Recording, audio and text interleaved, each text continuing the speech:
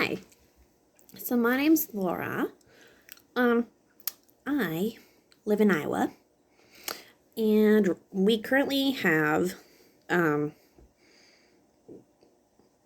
would say like an 1/8 foot of snow. So it's not very much snow, but it's like 6 inches. It usually has this big period during the year, the winter months, that it snows like 6 inches, and then everyone doesn't know how to drive all of a sudden, and apparently has never been in the snow, which doesn't make sense. We live in Iowa; it happens every year.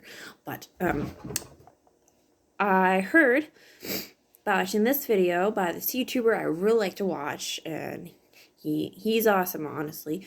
But he lives in Texas, and right now Texas has like a snowstorm going on. People don't know what to do. So I put on his under his video a comment saying, drive slowly, start braking sooner than you normally would, because your car will start, it'll start braking, and then it'll ignore the brakes and it'll go on a little bit further. Eventually it will stop, hopefully, depending on the temperature of the ice and the condition of your tires, and if your brakes are actually the wires cut or something. Okay. But some ways that you can stay warm.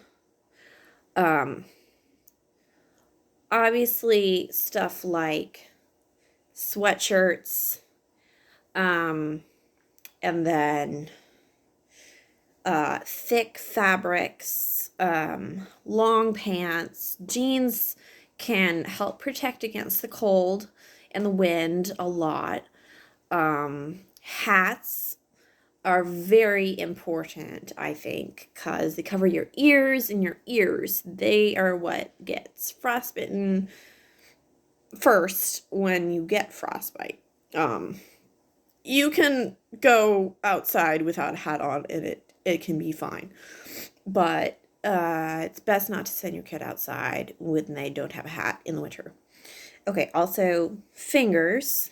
You want to have gloves. The tips of your fingers are what gets cold the fastest because they're furthest away from your heart, and your heart is your source of heat. If your hands get too cold, or if you don't have gloves, stick them under your armpits and like bunch them together so that they're not sticking out the other side. Your armpits are close to your heart, so you have a lot of heat there. You want to try to get them thawed out a little bit. It's okay if you are in the cold for a little while and then you heat them up, and you're in the cold for a little while and then you heat them up, and you just do that until you can get to a warm place, or gloves on your hands.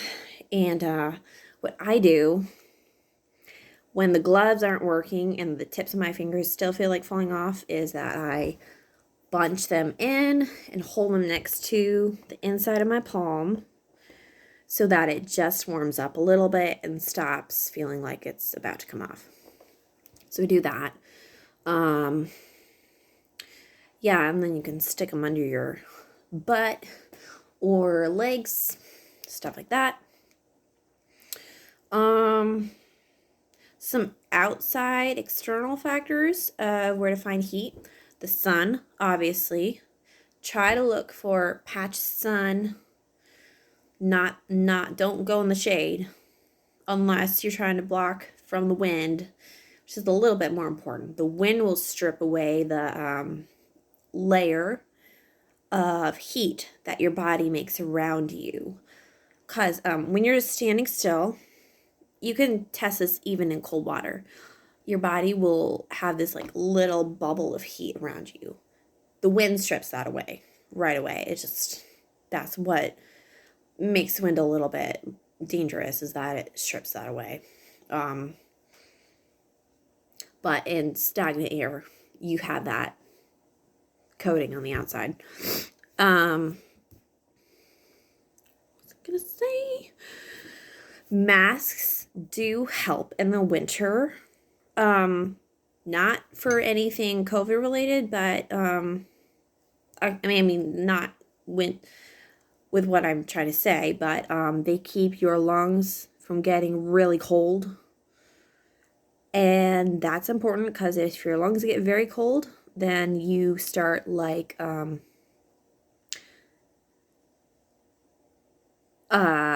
thing, it kind of gives you a brain freeze. And this part of your brain starts like fuzzing up a little bit, and you get lightheaded because you can't breathe very well because the cold slows your body down. And you want to be able to think clearly. So if you don't have a mask, breathe into your hands, block the wind like that. Breathe into your shirt like this, and that'll get the moisturized hot air back into your lungs. Also, if you are exposed to the cold after you haven't for a long time, oftentimes you can tell you're sick if your lymph nodes start getting swollen. Your lymph nodes are in your neck and lower back. There's some in your arms. Like, I really think there's some along there, honestly. But definitely in your neck, around your ears, like right there.